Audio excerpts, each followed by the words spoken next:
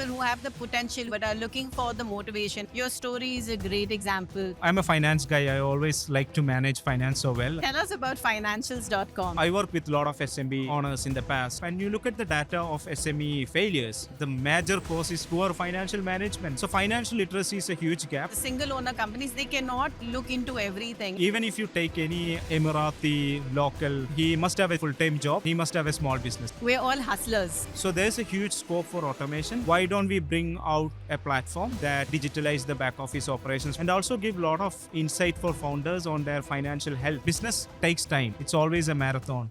Thank you so much for joining us today, Mohamad Shafiq. It's truly an honor to have you on Rising Sharjah. Let's dive into this podcast. Tell us about Financials.com. So first of all, thank you, Afreen. Financials.com is essentially born out of the digital transformation that's happening across globe. Now there are a lot of one-person companies, 1 to 10 employee companies. Right. Especially coming to UAE economy, we have very solid infrastructure for setting up companies. But what after that? Once somebody set up company, they have to run their back office, taxes, accounting, tax compliances. All this happens very traditionally now in the market and very manual.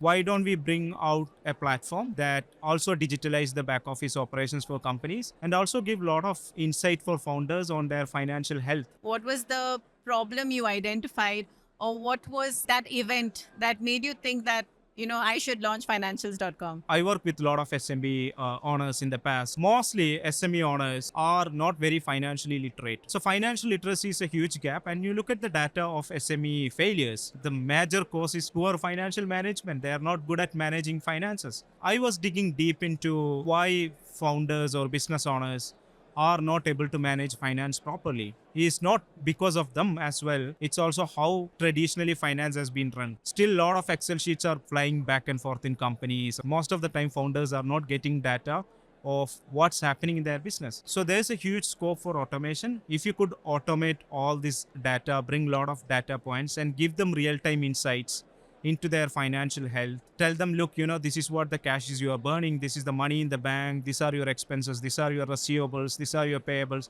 If you can bring this data on real time, they can take better decisions, which can actually prevent a lot of these catastrophic failures of SMBs. And I've seen some of use cases, some of my friends have taken debts, were into huge debt crisis.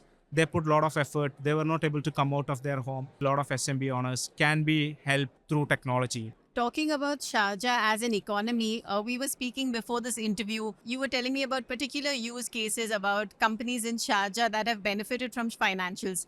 Can you throw some light on this topic? So we actually work with a lot of small business owners. The beautiful thing about Sharjah is even if you take any Emirati local, he must have a full-time job and he must have a small business. We're all hustlers. Everybody has a side hustle. And this could be like a small, socks they are selling on e-commerce, or, they're selling some flowers on e-commerce, or taking some video or photo shoots. What I've seen is, when we bring this data on their financial health, right? Every month we get on a call, we explain them the numbers. We tell them, this is what you spend. This is where you are overspending. This is where you are making good margins. And we give like a complete walkthrough on their financial health.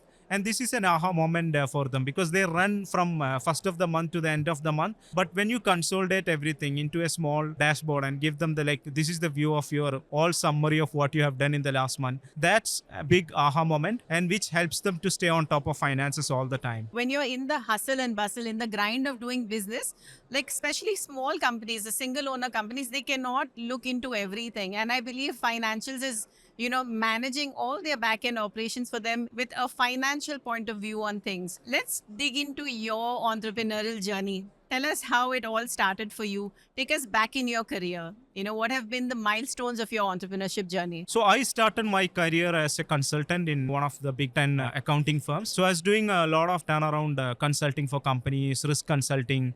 So I was curious about companies, how companies have gone big, and which actually gave me a lot of insights into how companies operate. Because one day you will be running an HR due diligence process, next next few days we'll be looking at overall procurement process to review what could be better. So it gives a lot of insights into how companies operate. I've done from Microsoft to a lot of companies in India, like 40-50 companies. I've done consulting. My passion always has been in entrepreneurship. So I started with one of my friend cloud kitchen business in 2016, and I went into last mile logistics. I saw the problems when running restaurants. Delivery was always a big hassle. So I joined in a company that solves problem in last mile logistics in 2019 as a CFO, and we grew pretty well in Kuwait. So this is third company I'm doing. That so far I just actually came to Dubai for my vacation. Never left. Yes, never left, and started this company just out of a coffee shop, and we are close to 100 people now. That's amazing. I think your growth has been exponential.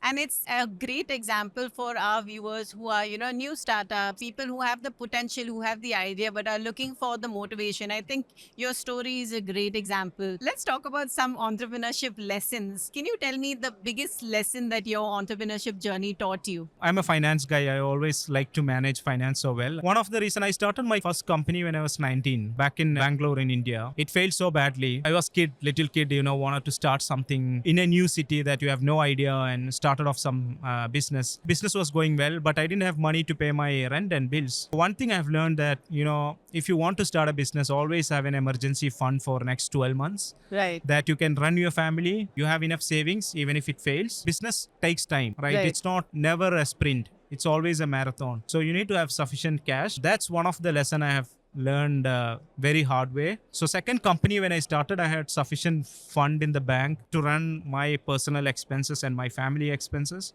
This is where most of the people get stuck, right? Like a lot of people have salaried, and they don't have savings, and they always have to run for bills. Right. They never can start a business, though they are very ambitious to start a business. I think that's some great advice.